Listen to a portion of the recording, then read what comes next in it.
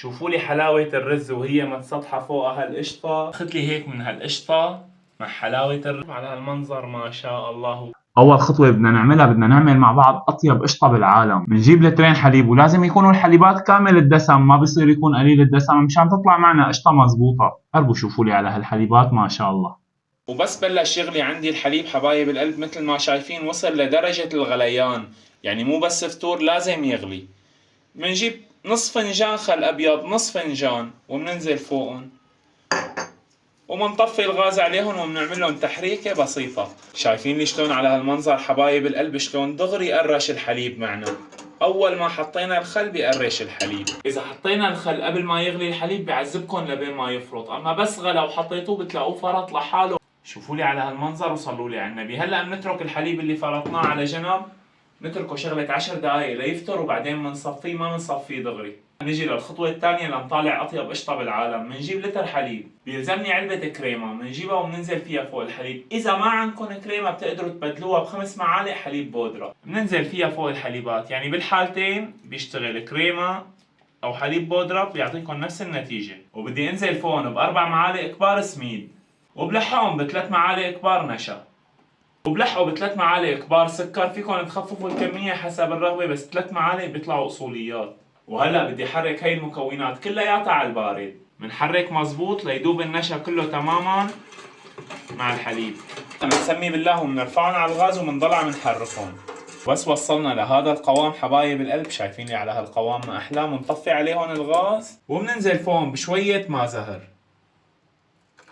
وهلا بنشيل القشطة اللي عملناها وبنحطها على جنب شوي. وهلا ببلش صفي القريشة اللي عملتها. بسم الله.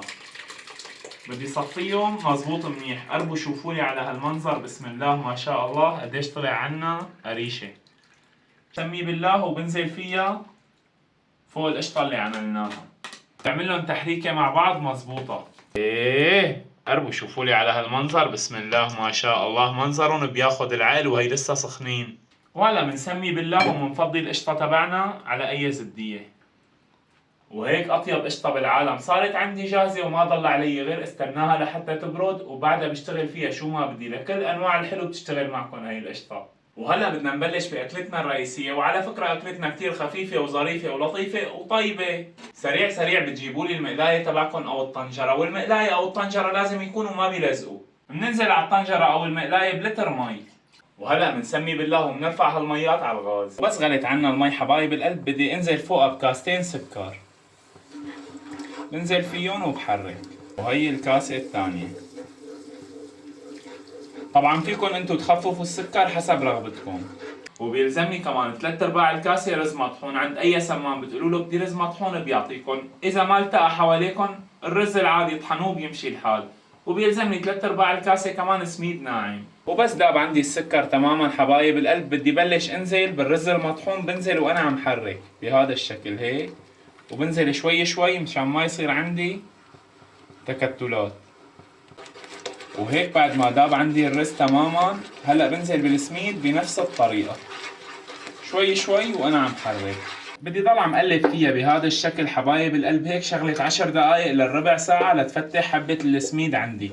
هلا انتو اذا لقيتوا القوام سميك كتير طلع عندكم مثلا اسمك من هيك، بتقدروا تزيدوها مي وتحركوا، ما بيصير شي يعني عادي. وهيك حبايب القلب بكون اخذت القوام يلي انا بدي اياه. شايفيني على هالقوام، هذا القوام اللي انا بدي اوصل له. وهلا بطفي عليها الغاز وبتركها شغلة 10 دقائق لحتى تفتر، وبعدها بدي انزل عليها بالجبنة. طيب شو نوع الجبنة اللي بيشتغل؟ نفسه اللي اشتغلنا فيه حلاوة الجبن.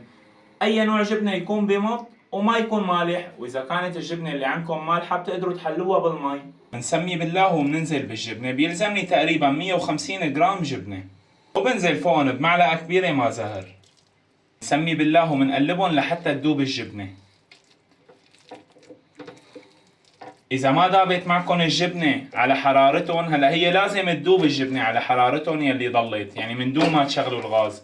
بس فرضا ما دابت بتقدروا تشغلوا الغاز عليهم شوي وتقلبوهم تقليبتين عادي، كمان ما بيصير شيء. هيك صارت أطيب حلاوة الرز عنا جاهزة. وقربوا شوفوا لي على هالمنظر. بسم الله ما شاء الله. شوف لي الشطة تبعها، شوف شايفين لي ما أحلاها. بسم الله ما شاء الله. هيك هاي الجبنة وقت بتكون عم تشط تطلع معكم هيك نتيجة. شايفين ما بدها تفلت معكم بالمرة. شايفيني ما أحلاها. بسم الله ما شاء الله. هي حلاوة الرز الأصلية. حلاوة الرز بتتقدم بفردوها على صينية نحاس، وبهالصينية بيكون في طاسة وبيتركوها تشط وتمط لحالها وبيقدموها مع قشطة أو بلا قشطة. أنا رح أقدم لكم إياها اليوم بطريقة تعجبكم إن شاء الله. بنجيب الصحن تبعنا، بننزل عليه بحلاوة الرز يلي عملناها. شوفوا لي على هالمنظر، ما شاء الله. وكان على هيك منظر، شايفين القوام؟ هيك لازم تكون عم تشط وتمط. نسمي بالله وبنفردها هيك على الصحن تبعنا. ريحتها بتغرف على القلب على فكرة. هيك مدينا حلاوة الرز يلي عنا كلها. نسمي بالله وبنجيب القشطة يلي عملناها، بدنا نفرد منها على وش حلاوة الرز ونرستق امورنا. ايه شو هالمنظر اللي بياخد العقل هاد؟ قشطة وحلاوة الرز بدهم يطلعوا ميكس غير شكل هلا. وبتنزل لي فوقها برشة فستق حلبي يا حبيب. وشوف لي على هالمنظر يلي بياخد العقل. شو هالترتيبة الرهيبة هاي؟ شوفوا لي حلاوة الرز وهي متسطحة فوقها هالقشطة وهالفستق الحلبي طالعين ميكس بياخد العقل.